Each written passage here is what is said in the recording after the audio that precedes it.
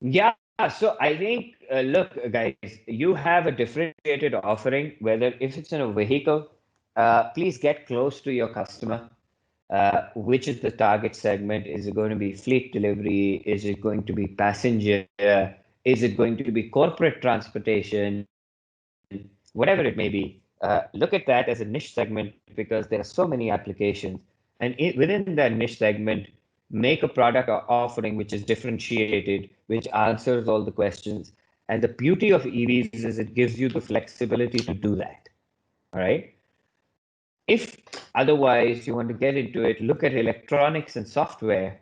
There's a lot of scope in power electronics, whether it be with we have companies which are doing chargers, but all of them want to offer a 1 year warranty, right? You have a charging station which is going to last. Why not a longer warranty? What's keeping you back? What's wrong with that? So I think what's important is definitely electronics, BMSs, right?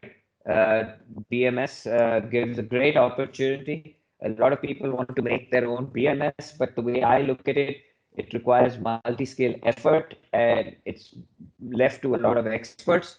So we need something which answers the questions required by the customer and yet doesn't have the cost imperative that you get from a lot of brands from abroad.